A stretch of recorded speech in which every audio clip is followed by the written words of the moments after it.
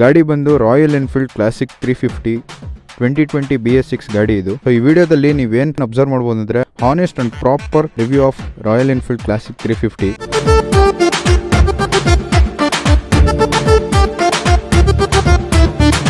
Hi hello ಎಲ್ಲರಿಗೂ ನಮಸ್ಕಾರ. ಇವತ್ತಿನ ವಿಡಿಯೋದಲ್ಲಿ ನೀವು ಕ್ಲಾಸಿಕ್ 350 ರಿವ್ಯೂನ ನೋಡ್ತಾ ಇದ್ದೀರಾ.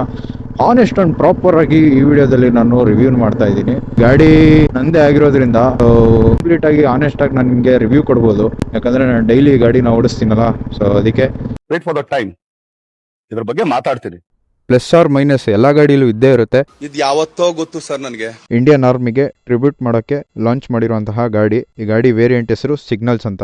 ಸಿಗ್ನಲ್ಸ್ ವೇರಿಯಂಟ್ ಅಲ್ಲಿ ಈ ತರ ಯೂನಿಕ್ ಆಗಿ ನಂಬರ್ಗಳನ್ನ ಕೊಡ್ತಾರೆ. ಇಲ್ಲಿ ಇಂಡಿಯನ್ ಆರ್ಮಿ ರೆಪ್ರೆಸೆಂಟ್ ಮಾಡುತ್ತಿದ್ದು ಮೇಡ್ ಲೈಕ್ ಎ ಗನ್, ಯಾವಾಗಲೂ ರಾಯಲ್ ಎನ್ಫೀಲ್ಡ್ ಗನ್ನೇ. ಸಿಗ್ನಲ್ಸು ಆಲ್ಮೋಸ್ಟ್ ಡಾರ್ಕ್ ಬ್ಲ್ಯಾಕ್ ಈ ತರ ಎಡಿಷನ್ಗಳೆಲ್ಲ ಹೆವಿ ಡಿಮ್ಯಾಂಡು. ಈ ಮಾರ್ಕೆಟ್ ಪ್ರೈಸ್ ಬಂದೆ 180 185 ನಡೀತಾ ಇದೆ. ಹುಡಿಕೊಂತಾಳೆ ಏನಕ್ಕೆ 180 ಕೊಡ್ಬೋದು ಅಂದ್ರೆ, ಸೊ ಗಾಡಿ ಓಡಿರೋದು ನೋಡ್ರಿ, 5 ವರ್ಷ ಆಗೈತೆ ಗಾಡಿಗೆ. 100 ಕಿಲೋಮೀಟರ್ ಓಡಿದ್ರೆ ಗಾಡಿ 30,000 ಬರುತ್ತೆ. ಅಷ್ಟು ಓಡಿಲ್ಲ ಗಾಡಿ.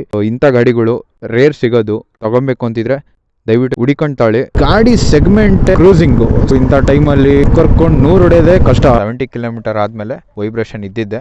ಅಂಥದ್ರಲ್ಲಿ ನೀವು 140 150 ಎಲ್ಲ ಹೊಡಿತೀನಿ ಅಂದ್ರೆ ಅದೆಲ್ಲ ರಾಯಲ್ ಎನ್ಫೀಲ್ಡ್ ಗತ್ತಂತ ತಿಳ್ಕೊಬೇಕು ನೀವು.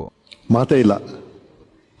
BS6 ಇಂಜಿನಲ್ಲಿ ಥ್ರಾಟಲ್ ರೆಸ್ಪಾನ್ಸ್ ಸ್ಮೂತ್ ಆಗೈತೆ. ನಿಮಗೆ ಸಿಗೋದು dual channel ABS fluid liquid ಆಗ್ತಾರಲ್ಲ, ಅದು ಇಲ್ಲಿಂದಾನೇ ರೀಫಿಲ್ ಮಾಡಬೇಕು. ಅರ್ಥ ಆಯ್ತು ಅನ್ಸುತ್ತೆ. ಟ್ಯಾಂಕ್ ಕೆಪಾಸಿಟಿ 13.5 ಲೀಟರ್ ಇದೆ. ಅದರಲ್ಲಿ ರಿಸರ್ವ್ ಅಲ್ಲಿ 2.5 ಲೀಟರ್ ಇರಲೇಬೇಕು. ಓಕೆನಾ? ಪೆಟ್ರೋಲ್ದು ಬ್ಲಿಂಕ್ ಆಗ್ತಾ ಐತೆ. ಸ್ಟಾಕ್ ಸೈಲೆನ್ಸರ್ ಅಲ್ಲ, ಇಂದೋರಿ ಸೈಲೆನ್ಸರ್. ಲೀಗಲ್ ಆಗಿ ಐತೆ ಇಂದೋರಿ. ಕ್ಲಾಸಿಕ್ ಸೈಲೆನ್ಸರ್ ನಿಮ್ಗೆ ಆಲ್ಮೋಸ್ಟ್ 2,500 3,000 ಸಿಕ್ಬಿಡುತ್ತೆ.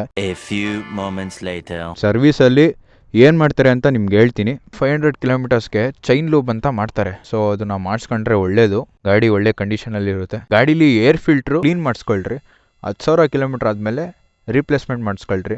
ಮೇಂಟೆನೆನ್ಸ್ ಅಲ್ಲಿ ಏನೇನ್ ಖರ್ಚು ಬರುತ್ತೆ ಅಂದ್ರೆ, engine oil, air filter clean, ಹೋಗಿದ್ರೆ ಹೊಸದು ಆಯಿಲ್ ಫಿಲ್ಟರ್ ಅದು 5,000, 10,000 ರೀಪ್ಲೇಸ್ಮೆಂಟ್. ಹಿಂದೆ ಮುಂದೆ 2 ಬೈಬ್ರೆ ಬ್ರೇಕ್ಸ್, ಡ್ಯುಯಲ್ ಚಾನಲ್ ABS.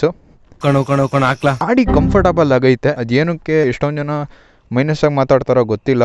ನನಗೆ ಬೇರೆ ಬೇರೆ ತರ ಎಲ್ಲ ಏನೋ ಸ್ಮೆಲ್ ಬರ್ತಾ ಇದೆ.